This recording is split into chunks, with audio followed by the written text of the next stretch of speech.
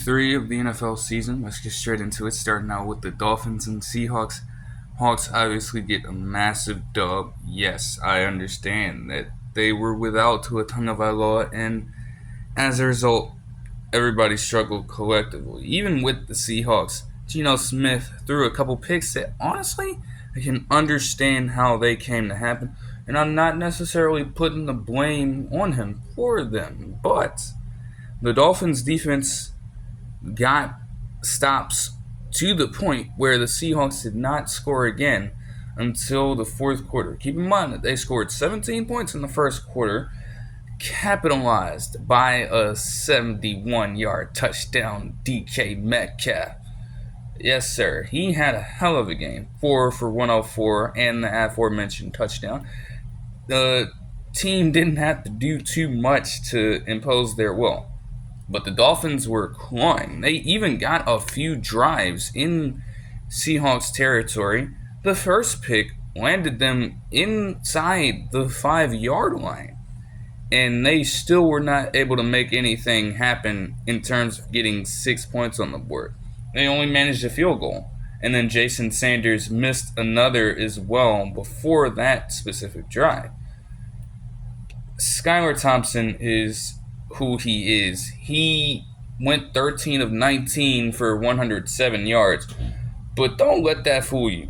This man was absolutely boxed the entire game. The throws he missed were absolutely atrocious. He took a multitude of sacks and made some egregious decisions.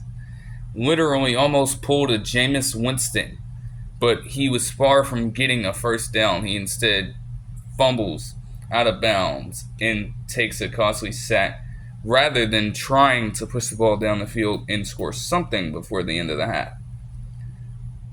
Everybody struggled. Devon Achane only had 14 total touches for 58 total yards after going crazy against the Bills last week. And then Tyreek Hill only had 3 receptions for 40 yards.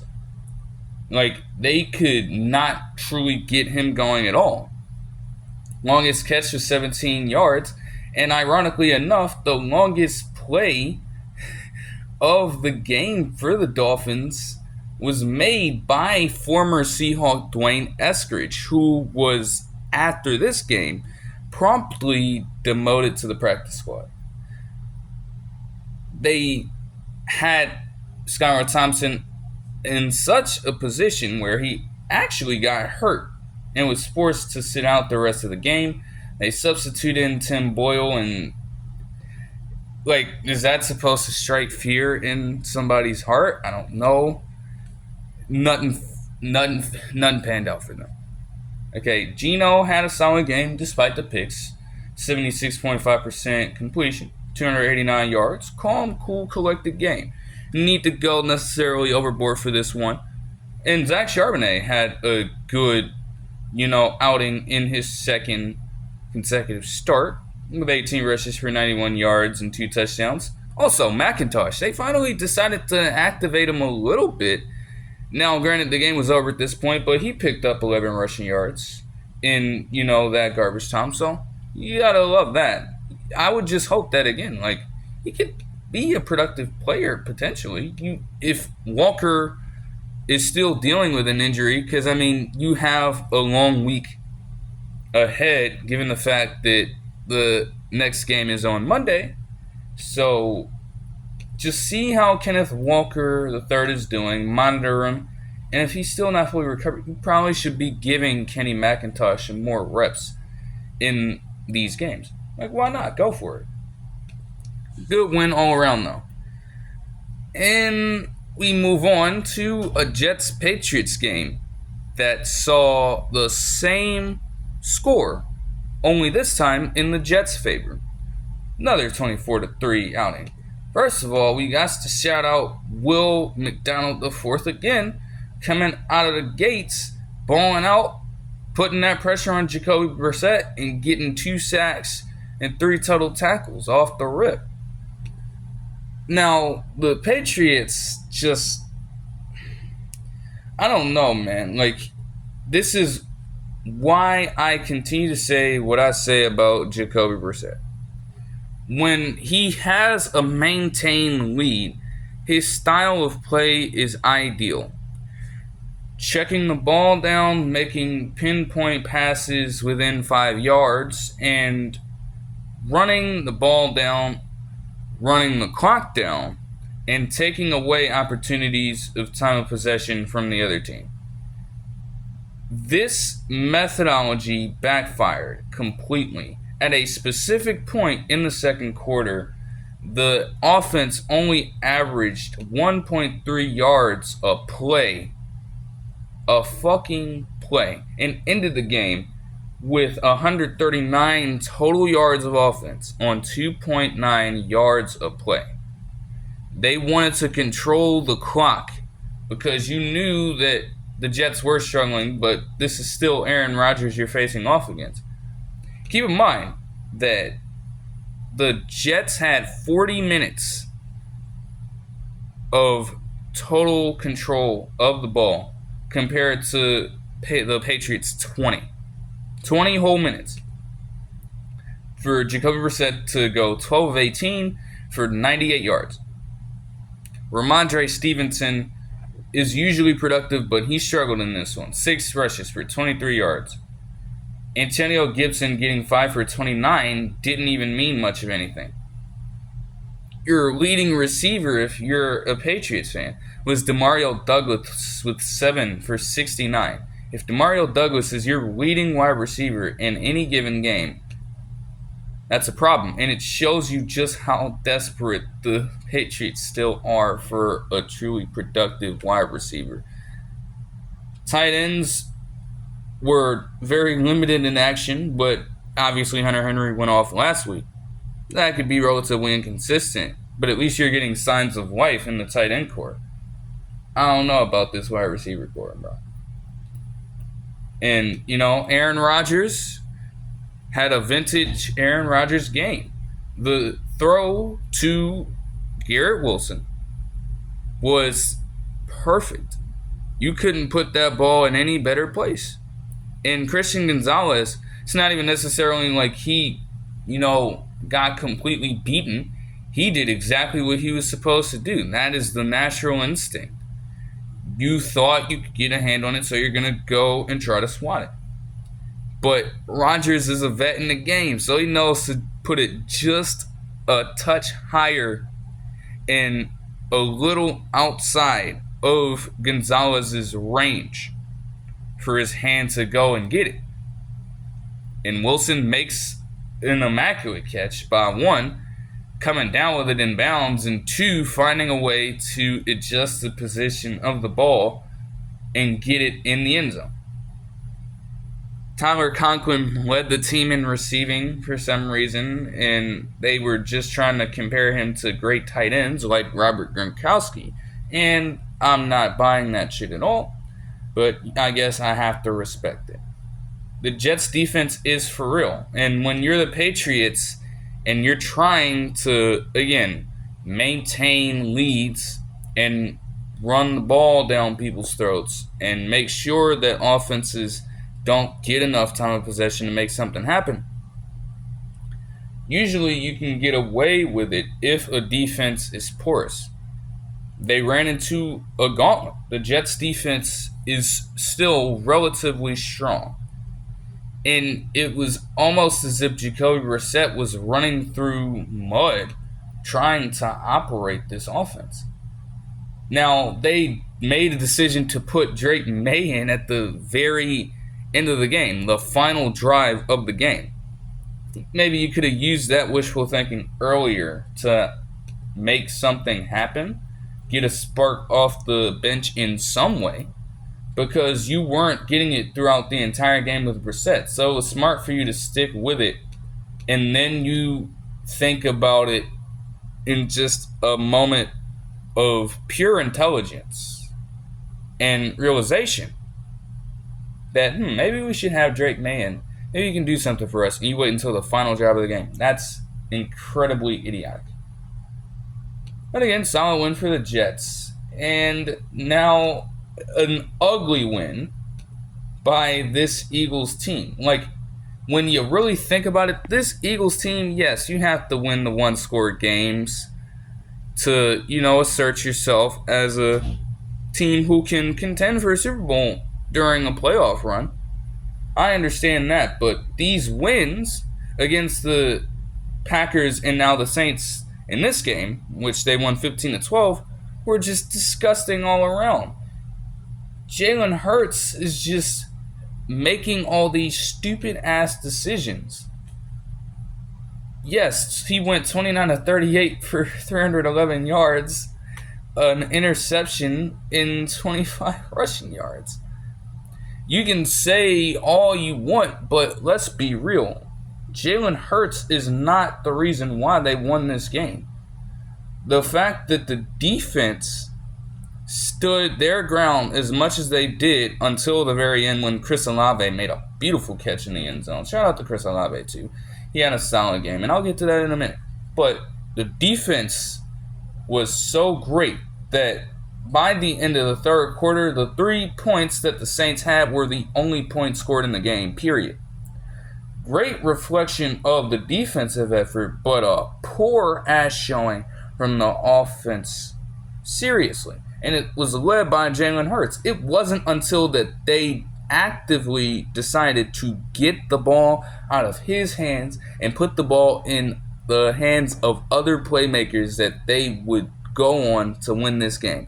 Saquon Barkley went off, 65-yard touchdown run, and the game-winning touchdown run, getting 17 rushes for 147 yards overall.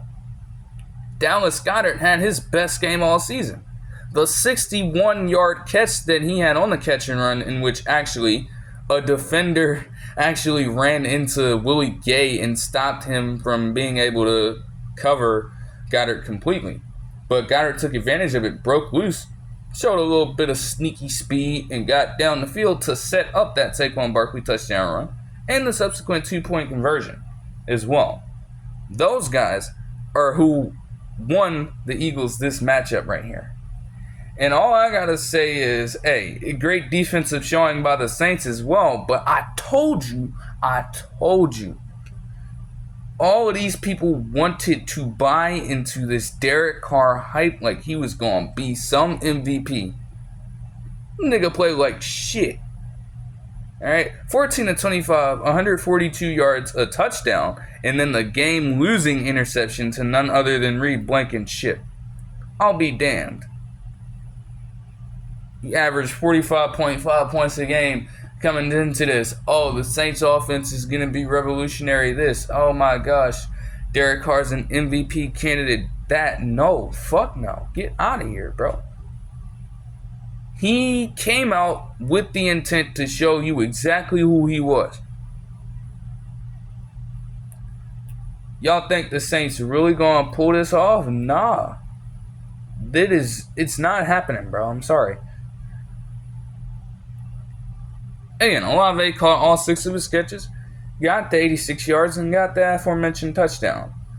Kamara did a little bit of everything, but outside of that, no one else found their footing in this game. And when it came to the very end, you would have liked somebody to have been able to step up. Because at that point, Blankenship could work Carr and bait him into making a stupid decision because you knew exactly where the ball was going at that point. Rashid Shaheed got targets but didn't come down with a single catch after going stupid the first couple weeks. Cedric Wilson had a 3-yard catch. What kind of damage does that do to a defense? What kind of fear is triggering into the heart of a defense from contribution like that? That's awful. You know, you have to respect the defensive stalemate. You have to. There's no other way around it. But either way, ugly win all around. Moving on to the Chargers and Steelers, and this was just the pacing of this game was incredibly slow, especially to start out. We know why Greg Roman and Arthur Smith are in their current positions. They're both absolute fucking sociopaths with some of the plays that they choose to call, and their mindsets are just hard to fathom for the average, NFL fan out there. It is crazy, bro. It just does not make any sense. Either way, the Chargers were making things interesting, but, Justin Fields had to pop out and do what he does best, run it in for a 5-yard run. Still, they have this man playing like a game manager, though his yardage was probably the best in a single game he's had all season to this point. The one play to Calvin Austin, who surprisingly led the team in receiving yards. Not even George Pickens could manage over 60. And he managed to get himself a touchdown while having 95 receiving yards. Like, what? That throw was nice, but outside of that one play,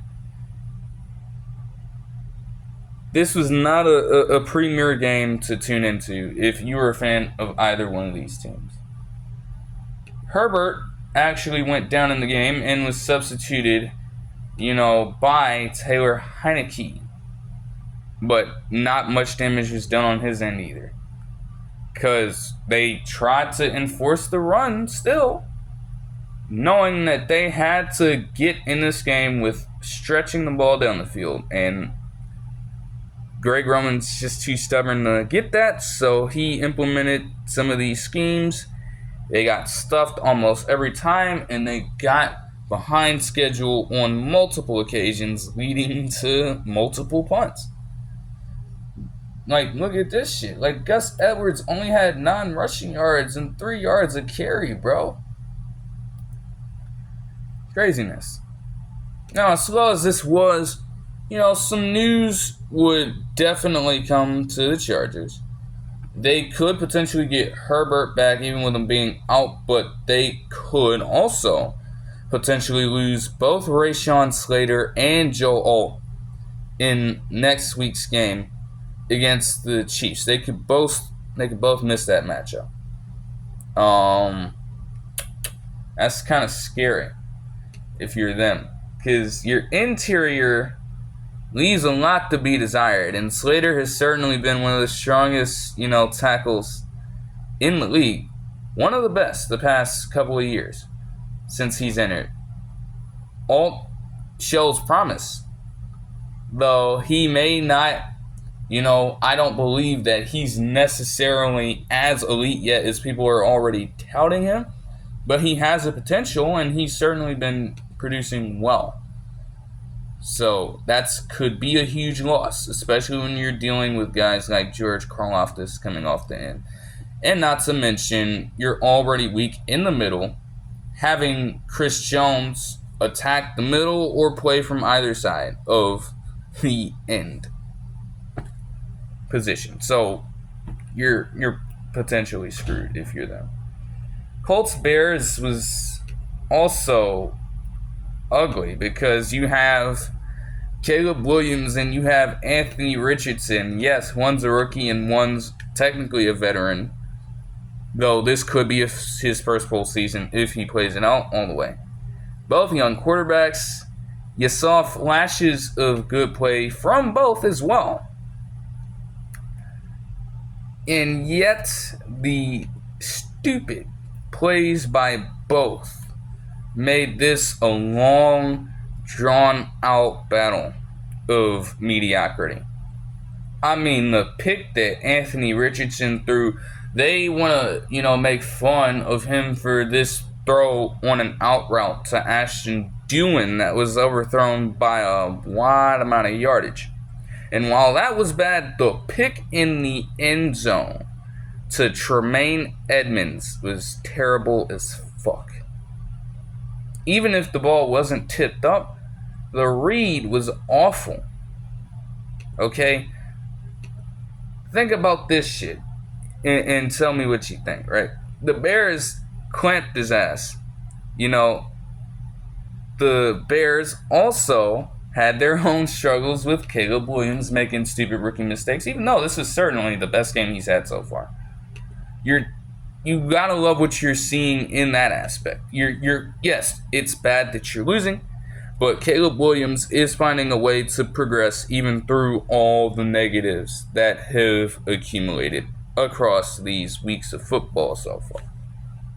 If he can put it together, that will be the day they win a game. But you have all this going on that end, and you still come close to nearly losing, even though you should. Anthony Richardson finished with a 39.0 QBR rating. When you spike the football down on the ground on most every single play, the QBR you come up with is 39.6. You were throwing 20 passes. You're not just, you're not retreating from committing to any action by just throwing the ball straight into the ground. No, you're trying to move the ball down the field with the forward pass. And you just suck. You completed half of your passes for only 167 yards. You got one deep shot. One single deep shot for 44 yards, bruh. And another one for 40 yards as well. How the hell does that passing chart look? Man, I gotta take a look at that shit if I can. There's gotta be somewhere that has access to that, because there's no way. I'll be damned. But all credit to Jonathan Taylor. When push came to shove, his 23 rushes for 110 yards and 2 touchdowns sealed the deal. Even on the final, score, which would be the game-sealing play. Strong outing for him, especially with the injury that he's returning from.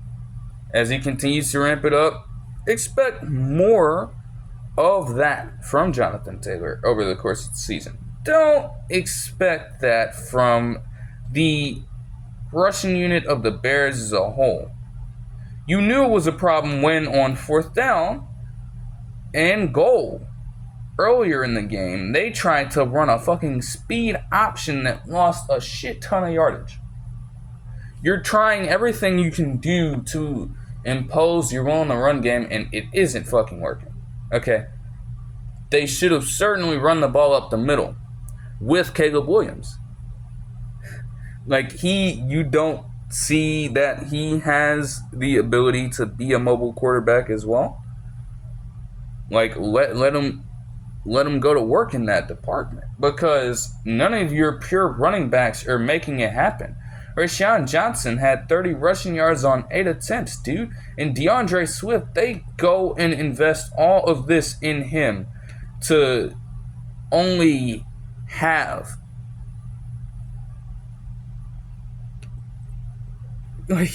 there's just no way. Think about this. He had 20 yards in the game on 13 rushes. His longest run in this season so far has been a 20-yard run. He has nearly as many runs for negative yards as he does positive yardage, while not having an extremely long run. That's a problem. That is a serious issue that needs to be accounted for. Okay? There is no fucking shot, bro. I'll be damned. We have to seriously start looking at Waldron as a play caller, because granted, Shane Waldron was with the Seahawks, right? And there would be slow games like this where he would call some of the weirdest plays that didn't produce anything and led to more 3-and-outs and wasted possessions. And that's all I'm seeing. Wasted possessions. You only lost by 5 points But that was through having to work your way back in the game tremendously. You damn near didn't stand a chance. So it's like, that is something to be looked into. Seriously. And, I mean, hey, the receiving was good. I mean, Cole Kmet, a lot of receptions. As a safety valve, he got a touchdown. DJ Moore had 78 rushing yards, and Rome Odunze breaking out a little bit with his first 100-yard receiving game, 6 for 112, and his first touchdown, with Caleb Williams having his first touchdown pass in the league to Rome Odunze. So yeah, that's something special. Again, the signs are there are signs of hope, but the team will not win until the offense gets their entire act together. And I mean both aspects of the offensive unit. Because you expect Caleb Williams to throw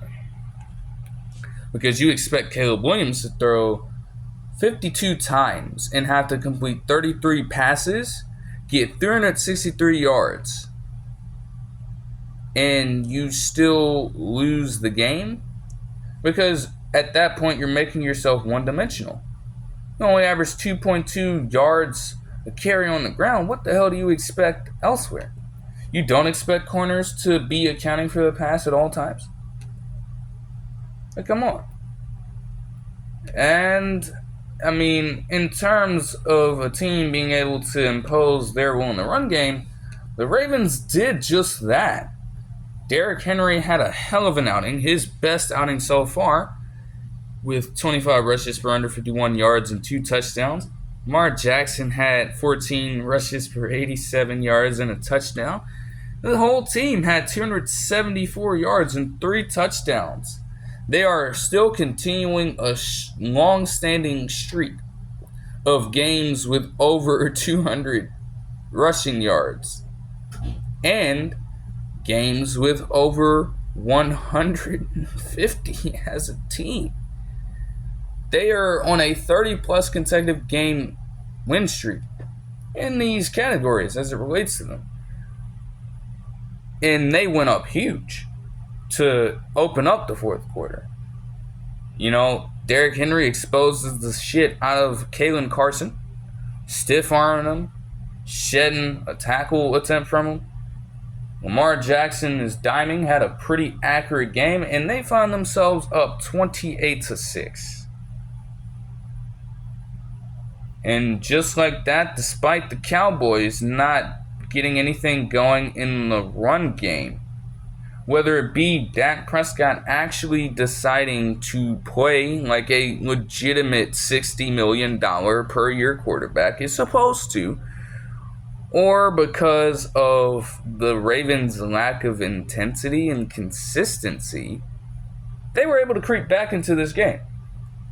Slowly but surely, killing off all the momentum the Ravens had and quite literally giving their fan base a collective heart attack as they tried their hardest and got very close to closing up a 22-point lead and overtaking the game for a potential win. Thank goodness that Lamar Jackson at the end of the game clutched up by continuing to impose his will in the run game and effectively ending the match. Because if not, shit could have gotten scary. So the Ravens won this 28-25, but it's like you still have the same fucking problems happening. As if you didn't learn your lesson from how the last 2 games left. They have the most losses in situations where teams are trying to come back from double-digit leads since 2021. The team is way too good for that stat line to be the case. Way too good as a collective unit. So what the hell is the problem? What is the issue? There's like penalties were prevalent. Sloppy defense all around. Players getting out of position. Players playing too aggressively and letting receivers get behind them completely. Missed tackles. You name it. They just completely collapsed on that end. It's like, what in the world? Yeah, the Cowboys are ass, but, you know, if you're the Ravens, you gotta take this win, but also understand that you cannot consistently get away with this shit, bro. Like, is there actually going to be a moment in time where you can win a game outright and actually close out a game? Scores should have at least still been a double-digit margin. There's no way it should have come down to a one-score game at the very end because you couldn't handle your business on those fronts. Ridiculousness. Now, moving on to Chiefs-Falcons, and hey, Mahomes played sloppy. Especially to start out. He played sloppy. Let's call it what it is. You know what I'm saying? I can't deny that. 39 pass attempts, 217 yards, 2 touchdowns, and a pick to Justin Simmons, who caught his 6th interception against Patrick Mahomes in his career, by the way. The, highest against Mahomes for active defenders out there. Nonetheless, they still finish it strong, and the Chiefs win it 22-17, giving Mahomes his 77th win, setting the all-time mark through 100 games. That's history. He could have played much better against a team like the Falcons, but credit to their defense, they were making life difficult for him out there. And you have arguably two of the best safeties in the league, in Bates III and Simmons there, who are well acquainted with Mahomes. You know that influence is going to trickle down to everyone else just a little bit to help them understand how to properly play against him. So I get it. You know what I'm saying? But through all of that, he, with the help of others, let's not forget, you got Carson Steele coming through with all the Gators and everything, getting 72 rushing yards. You have Rashee Rice getting 110 receiving yards, a touchdown, and 12 receptions, and potentially taking the mantle from Travis Kelce, though he did, get involved in the first drive of the second half. But yeah, Kelce's been going through it, and there aren't a lot of people too happy about that, but I am sure that when it's time, they will involve him correctly, and it'll all come to fruition. So that's not too big of a deal for me.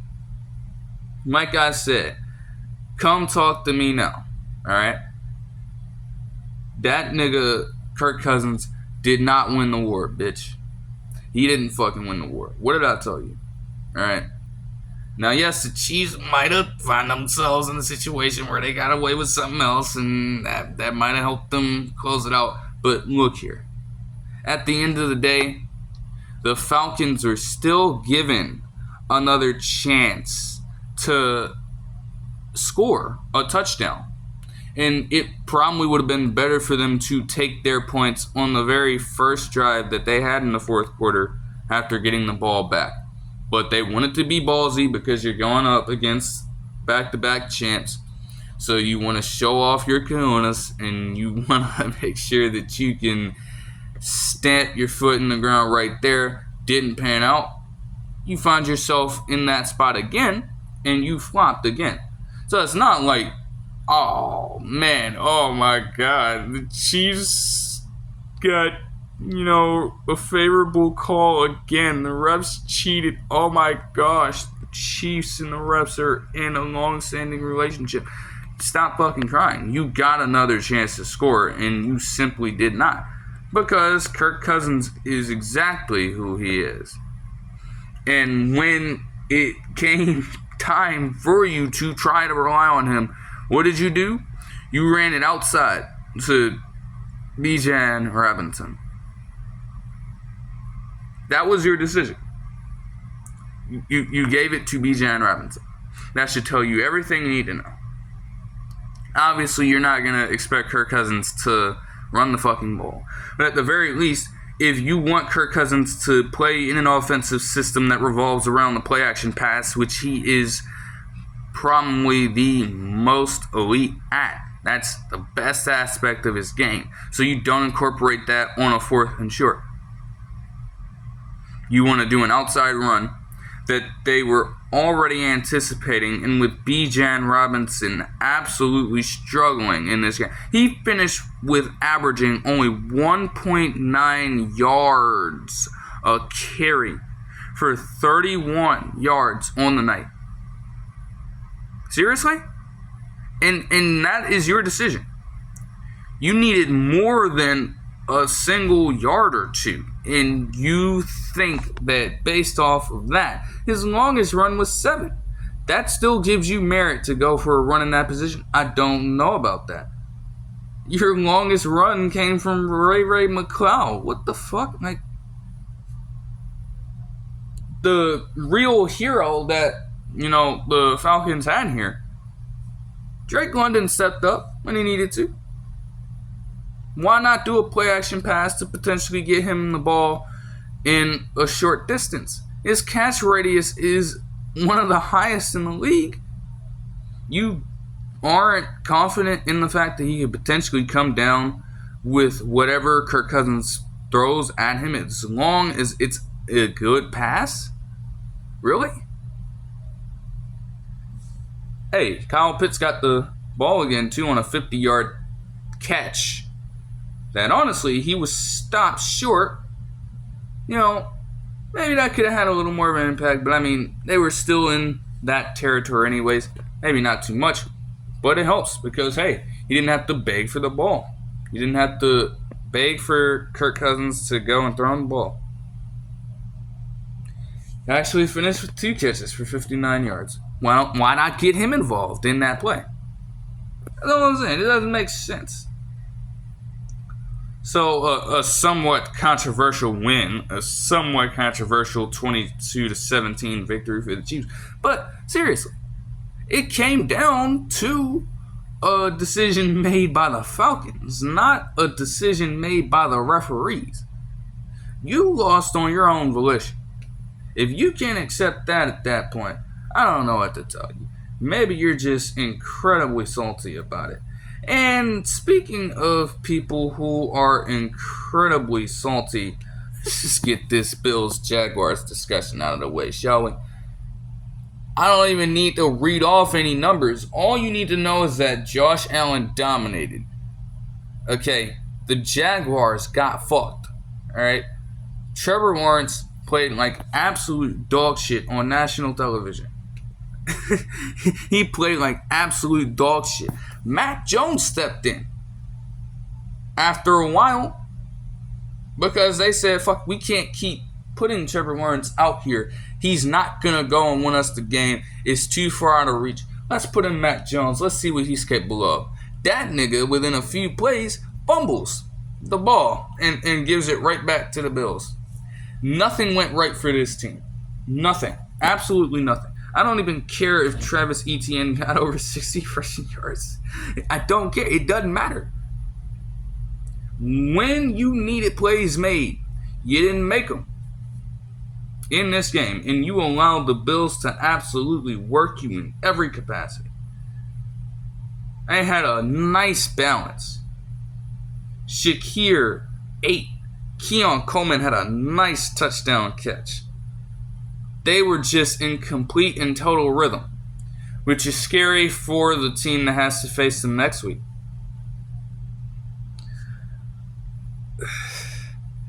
The fair highlight that I could really focus on here to start out would be none other than Damar Hamlin, who actually got his first interception in this very game on national television. That being his debut on Monday night as a starter, not, a general player. Like, we're talking about him actually becoming a starter. Because, again, this is the first season in which he is actually starting and actually given that role. Obviously, the very, tragic Monday Night Football outing that took place last year was with him playing as a reserve. He was more of a rotational piece. He wasn't seeing a lot of snaps consistently, but if you remember, the Bills were down bad in the secondary, bro. Their safeties were going through so much injury. Hyde was always hurt. Poyer was always hurt for the team. So they just elected to go with Hamlin in that game. He goes down, unfortunately, and stays down. Taken to the hospital, after being resuscitated on the field and has to spend all this time recovering. So, given all that context, it was a beautiful moment. As much as people want to, talk about it in a potentially crazy way or not, you have to respect that this man had to fight back from all of that, work his way back into being able to simply breathe again, then worry about potential, football and sport activities, even with him being told a little earlier in the process that there was a chance that he wouldn't be able to do it again, then becoming a full-time starter this season. And it all culminates in that moment right there. That's truly special. You can't take that away from him. You can't. No matter how much you want to try to.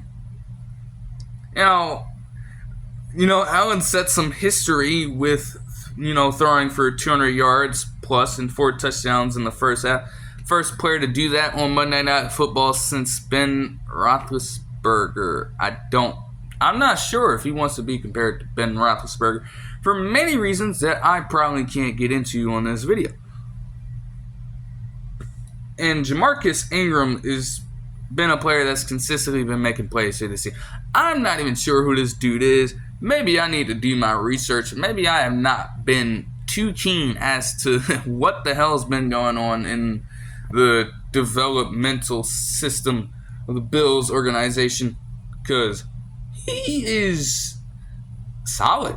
He's solid, man. He's been getting some good deflections. He's been making some, great tackles. And, obviously, he owns Tua Tagovailoa to an extent. So, hey, you know what I'm saying? Just an absolute thrashing by the Bills in every sense of the word. There's no denying that at all.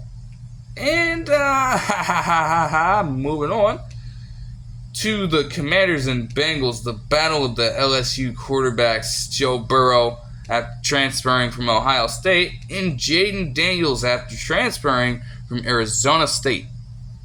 All right, this matchup was so good to watch, especially compared to the alternative, because that Bills-Jaguars game was part of a doubleheader with this game right here. Now, the Commanders won it 38-33.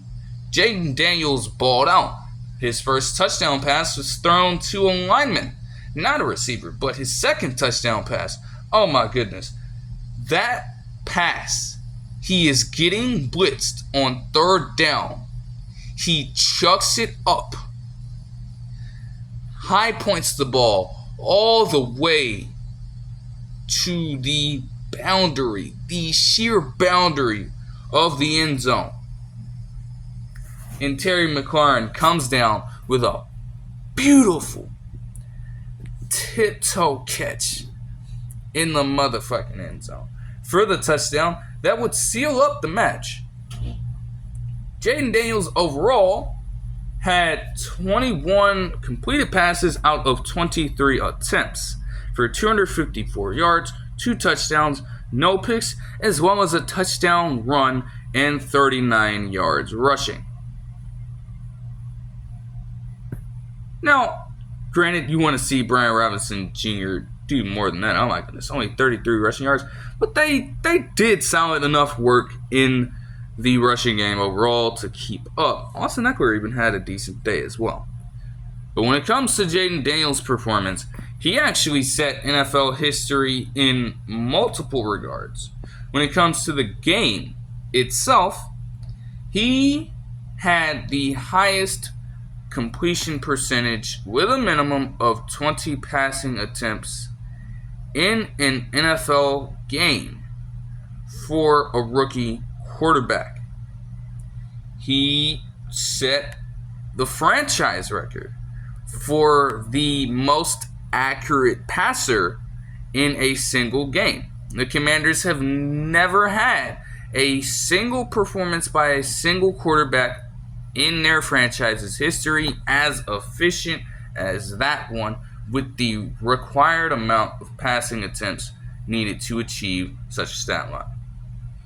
Also, he became the second most accurate quarterback in NFL history through their first 3 games in a season, regardless of their distinction as a rookie or as a veteran. The 2 other players that he is on that list with, Tom Brady's behind him at 3rd in his 2007 season, and Drew Brees is in front of him.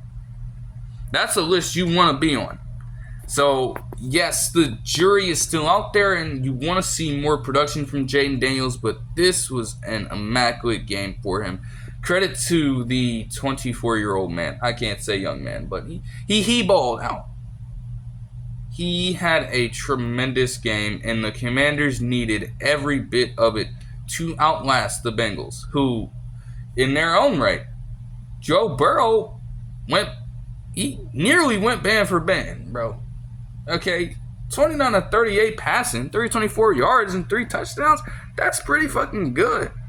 Chase Brown had 62 rushing yards. Zach Moss had 58 and a touchdown. And they had 124 rushing yards as a team. That's great. That's great. Jamar Chase went off for 6 receptions and 118 yards and 2 touchdowns. And Yosivas, or this dude, Andre Yosivas from Princeton. Keep in mind, the University of Princeton, Ivy League school, makes it to the NFL as a skill position player. That's already crazy in and of itself. This dude right here is a red zone fucking demon, bro.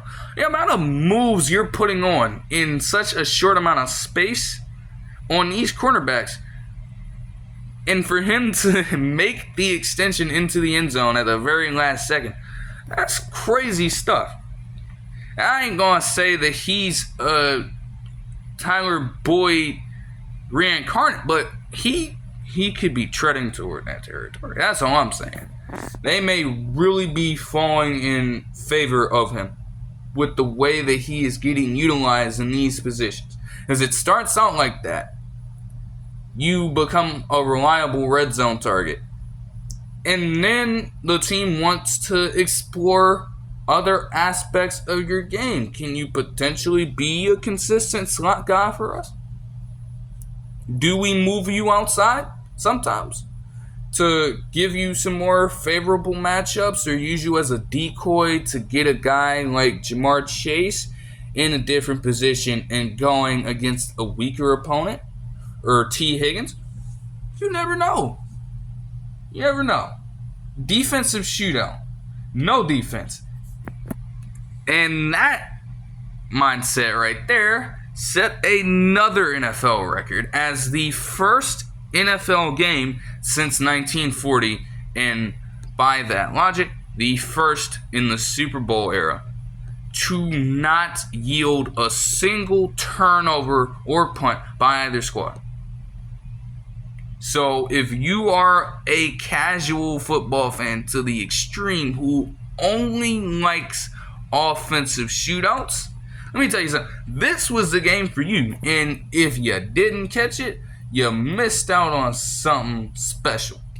Go watch the highlights if you have to watch the highlights. If you have access to a subscription service like NFL Plus or whatever, rewatch that game. Rewatch it. That is a masterclass of offensive masterclasses by both quarterbacks. Jayden Daniels got the better of the veteran, who himself is gonna be a fucking old head soon.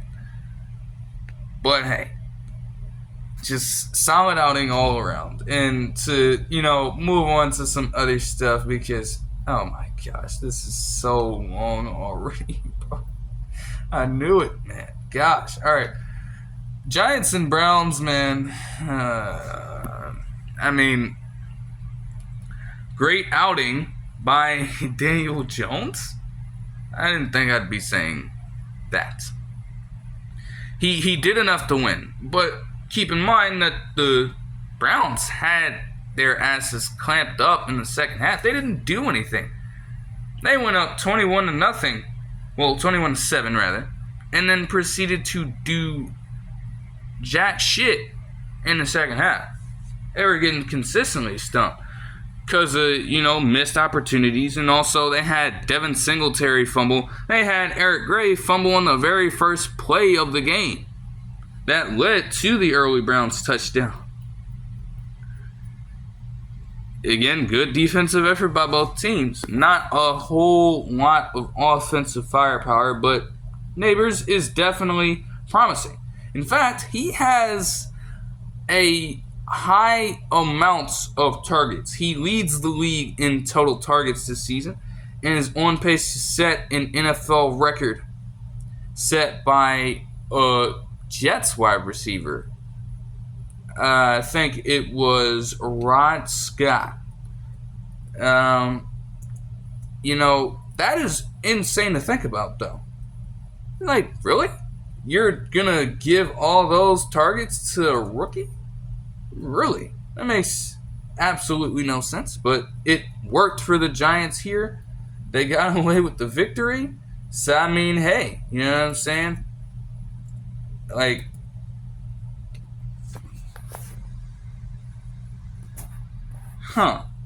yeah, this is,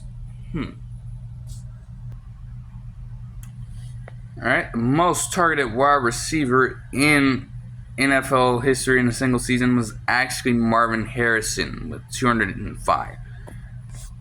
Quick little tidbit there, but that is all the same a very interesting development for the young rook. And the Browns, man, yes, okay, look, he didn't throw a pick, guys. He fumbled the ball twice and lost them both. It's like Deshaun Watson is stinking up the fucking room, bro. Y'all just stay locked in, bro. Y'all gotta deal with this for a long ass time. Just stay ready, bro. Anything is possible, man. Just stay ready, bro. Oh my gosh, that is awful. That's awful, bro. I'll be damned, dude. Come on, man. The fuck? Alright, moving on, bro. Broncos managed to win against the Bucs in dominant fashion, 26-7. Bo Nix still has not thrown a touchdown pass, but he didn't turn the ball over in this game either. He had a rushing touchdown along with Jaleel McLaughlin, who actually, he made an impressive play in short yardage, just breaking the shit out of Anthony Nelson as he was trying to tackle him and move on from there to go up 14.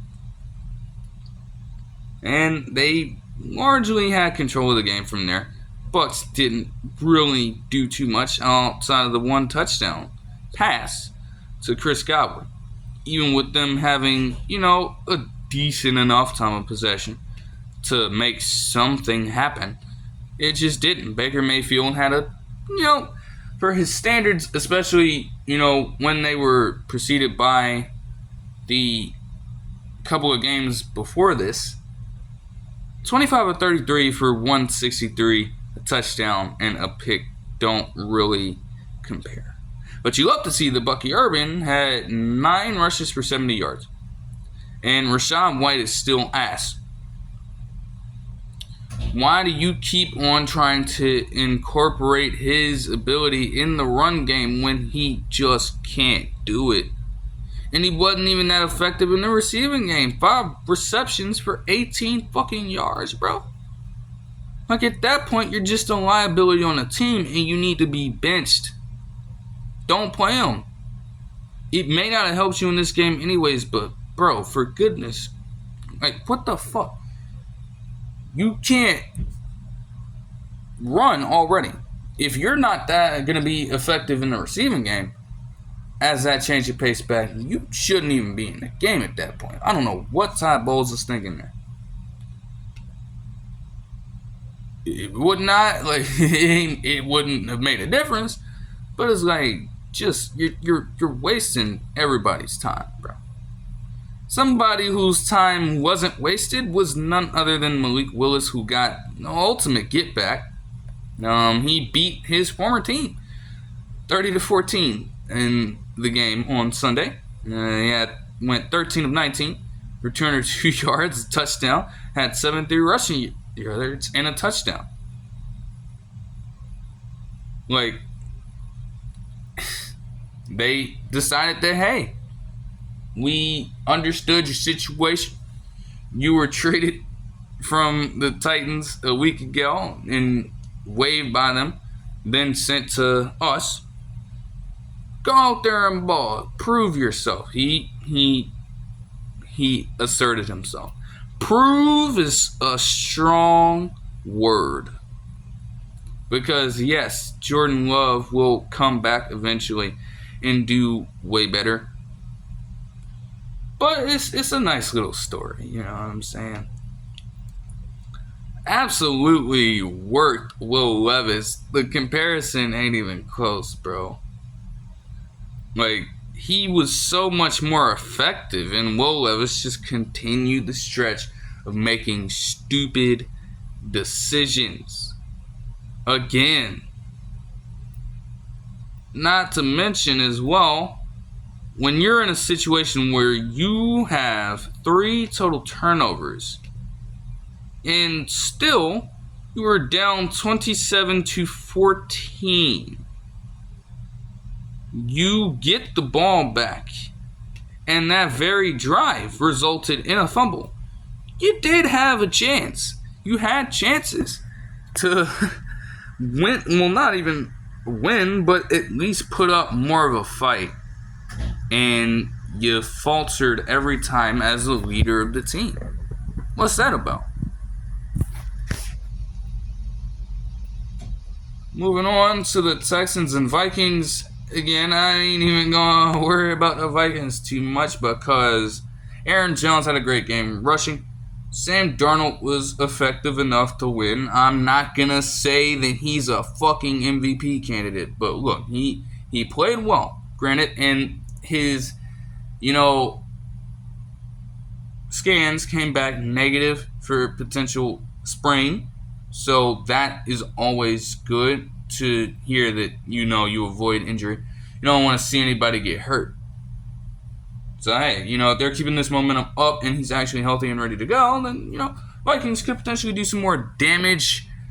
But what I will not say either is that, he's better than CJ Stroud. Shut the fuck up, all right? Yes, okay, we know the Texans and all their expectations they had this season. And yes, this is a horrible loss. I am also certain that CJ Stroud will not continue to have matches like this. But for this particular game, you got to call it what it is.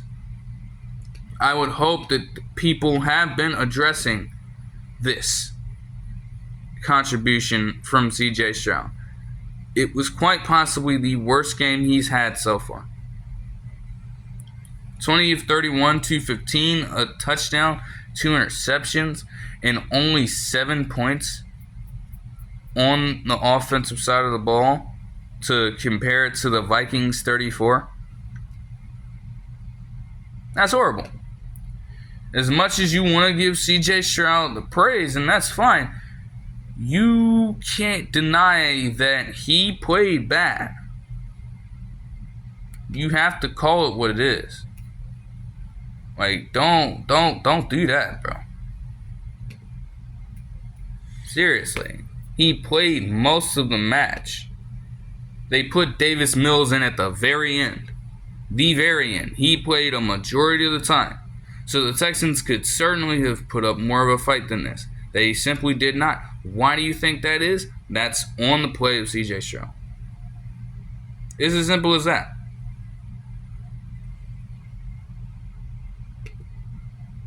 You have to be willing to give him the criticism as equally and as effectively, when necessary, as you are willing to give him consistent praise. Because all that stuff can eventually get into a player's head, and they just go on a slump from there. Because people are pumping them up like that, and they're not addressing the issues before they become too glaring. Panthers-Raiders game was also, oh man. Yeah, it's not looking too good for Bryce Young, bro. I mean, Andy Dalton quite literally turned back the clock, bro. Like, some of the throws, I ain't gonna say they are the best throws he's ever had, but they were certainly some good ones, bro. And you would see those kinds of throws being made in his prime. I mean, he went 26 at 37 for 319 and 3 touchdowns. That motherfucker was wheeling and dealing, bro. Alright, the Panthers were moving the ball as effectively as they once used to, and were not able to do over the past few seasons. Yeah, we're talking about seasons of work of absolute ineptitude on the offensive side of the ball.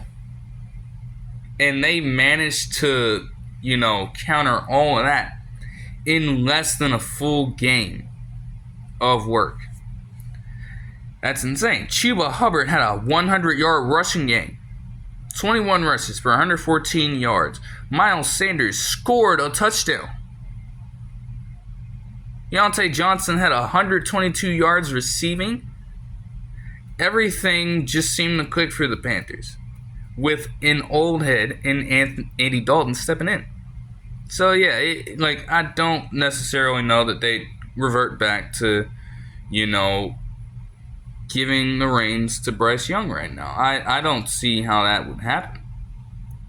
You want to see how well that Andy Dalton can continue to do this for an extended period of time. And again, as a veteran presence, you want to just see how it plays out. Because if you're the new front office, and if you're a guy like Dave Canales, you want to make sure that you're giving yourself some credibility. That win is a good one. The Raiders are just, I don't know what to even say about it, and I'll get to that, in a second. But you have to establish yourself in a more positive way than what the Panthers were exposing themselves to through leadership in the owner position and et cetera, execution on the football field as well.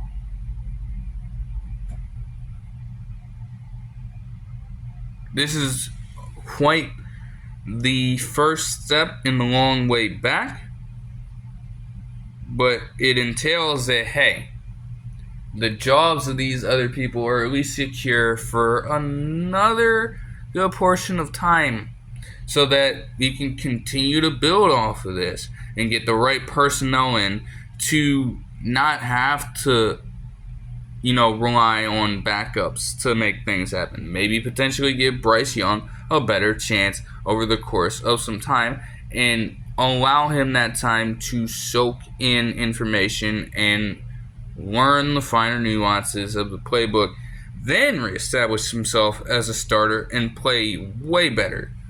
Way better than he has before. So you'll take that if you're a Panthers fan. Hey, you may still feel down in the dumps about something, but for a little bit on your Sunday, you were excited to watch your team play.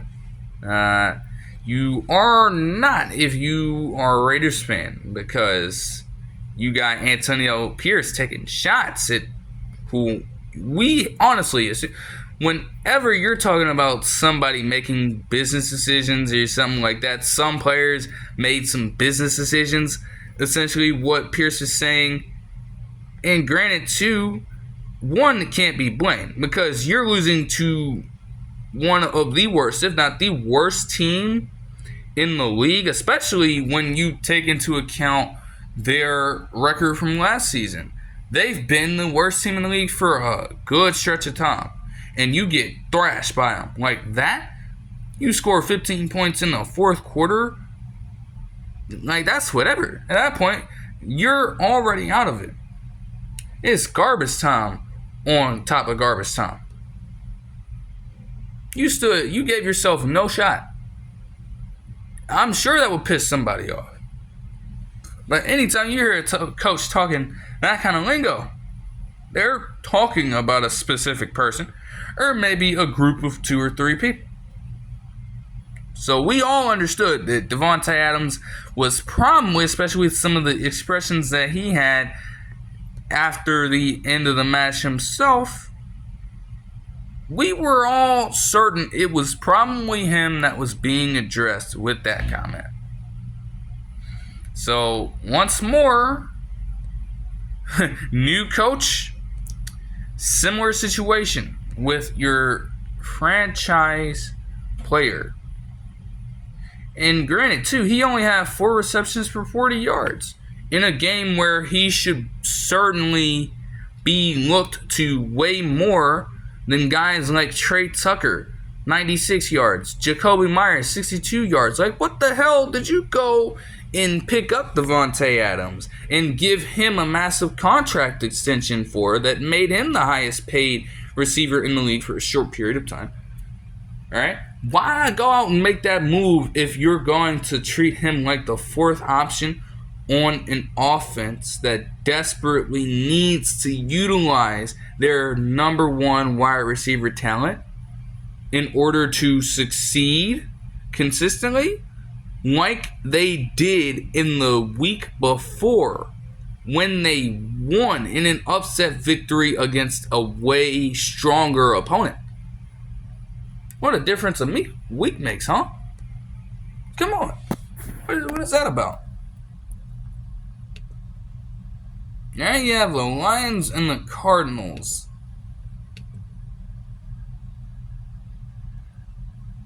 Pretty slow-paced. The rushing attack was on point. Jared Goff didn't go too crazy. There's not really a lot to say on both sides other than Marvin Harrison Jr. getting another touchdown catch. You feel me? Shout out. But look, when he needed to make a play at the end of the game, having it be 20-13, Lions having the ball and facing, a third down, Goff manages to scramble out and get yardage and pick up the first down. Unconventional way to make it happen, but he did close out the game at the very end, and that is all that matters if you're a Lions fan. All right, Amon-Ra St. Brown had 75 yards and a touchdown in this game. Not to mention Kyler Murray getting 207 passing yards, a touchdown, and an interception, also having 45 rushing yards. The Cardinals certainly could have benefited from getting stronger contributions elsewhere. Their running backs finished with a combined 13 rushes for 32 total yards. Problematic in every sense of the word. And when the Lions were already possessing a double-digit lead in the fashion that they were, and they were able to continuously pound the rock, you have to have some response to that in a slow-paced game like this, or otherwise you will cost yourself at the very end. That's exactly how it played out. So, I mean, that is not too surprising at all. And finally, Rams and 49ers. Battle of, honestly, like, some real underdog players. I mean, obviously, Kyren Williams did what he did last season with a lot of adversity coming his way. And Jauan, Jennings, breakout player in the Super Bowl. Probably one of the more important reasons as to why the 49ers stayed in that game, because of what he was able to do on the field that day, that night. And in this game, he was equally important. His hat trick of 11 receptions, under 75 yards, and 3 touchdown catches had to contest with Kyren Williams' hat trick of 26 total touches, all right, 116 total yards, and 3 touchdowns. 2 rushing, 1 receiving. Absolutely good display by both of those guys. Still, the 49ers were in prime position to win, and with a chance to do so, being up 24-17, seal up the game. Jake Moody misses, and that leads to a series of unfortunate events for the 49ers, as the Rams would subsequently score on the possession following it with a rushing touchdown by none other than Williams. Then the 49ers had a chance to close it out again, went 3 and out, and the Rams, led by the vet, the seasoned veteran in Matthew Stafford, who, 16-25, 221, a touchdown, no picks. It's a pretty standard game for him at this current stage of his career. He does what he did so many times for Detroit, even when they didn't deserve it, leads them on a game-winning drive. Joshua Karty, rookie out of Stanford, gets the victory with his field goal. All in all, a crazy week, all things considered. That'll do it for this one. I hope you guys enjoyed the video, and I'll see you guys in the next one. Peace.